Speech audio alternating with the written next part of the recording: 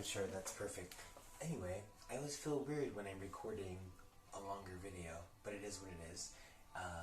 It's been a while since I've had any coffee or anyone over for coffee, rather. I've been making Turkish coffee, but I've been doing it in an alternative method. I have an electrical coil stove, which I was heating. I was heating a cast iron pot with sand inside of it, and then using the sand to heat my very fancy and now antique-looking copper vessel. But yeah, now I have a proper flame, and this Bunsen burner, as mentioned, works really well if the power goes out. This coffee tastes better if made with bottled water, so in case the city shuts your water off, or in case you're fancy and you already have bottled water, it tastes better that way. Although I use regular water all the time. I have like extra filters at the house, so I'll just like filter my street water, but whatever you're comfortable with, whatever your time calls for. But cool, yeah, so nothing too crazy here. It's really easy and simple to make. There are tons of video tutorials. I'm not really going to do a tutorial. I'm just going to kind of make some coffee and chit-chat as though we were having coffee together, which hopefully we will someday. Cool. So, the other thing that I really like about Turkish coffee, it's one of the oldest coffee forms of brewing, like the coffee brewing mechanism, just brewing coffee in hot water. But literally, it's like, it's down to a science. It's not just as simple as that. It could be, but why? I don't know. Cool. So I've already like heated this water. I'm just gonna heat it some more. If everything works out, it'd only take like 2 minutes. Normally, I'd have like a watch and I'd be timing myself, but literally, I'm just making a pot of coffee and chit-chatting.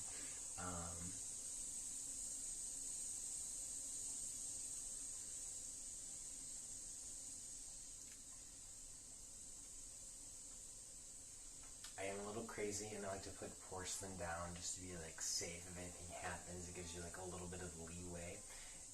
The other thing that I really like about coffee in general as like an industry and a history is just the fact that like it has so many tales about where it came from, and that like it was a traded commodity, and the fact that like and a lot of times, and even in some regions, tea was superior. Tea is still superior in some regions, but it's just interesting how like the two were almost related, but like separate, and I don't know, their histories kind of come together more often than not. I have another alarm in the background. Hopefully this finishes brewing before that alarm goes off, but just to alert you in case I have to make any get up here. This full setup, you can find these fancy pots for like 20 bucks, like for like a pretty decent one. You can find a way more gorgeous one than that, and if you really want to set up, they have all kinds of like the most beautiful teacups. Oh, but I will say, so if you eat yogurt, like the fancy Greek yogurt, or fancy, they make you think it's fancy so they can charge you more, but the Yoplait Wheeze, they actually have a proper teardrop shaped glass, which a lot of the companies that charge you lots of money for these like fancy glasses, they have the inverse. I'll actually give an example as this open flame boils, but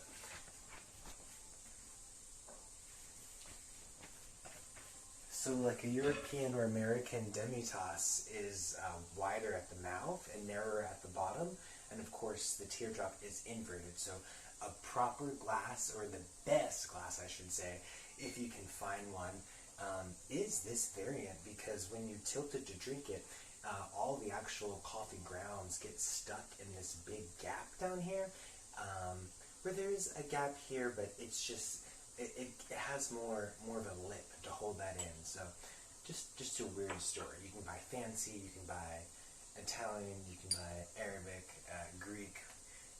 There's some that are like covered in gold. I'm not that fancy. I'm definitely not that fancy. But I would get fancy if I had like a fancy guest over. Like, it'd be like, ooh, I know my fancy pal's coming.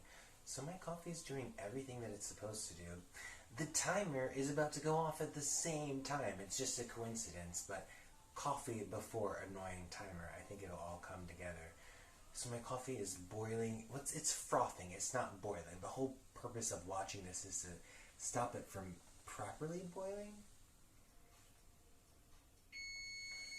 So we get a nice foamy coffee, which it's doing right now. I'm foaming. Beautiful.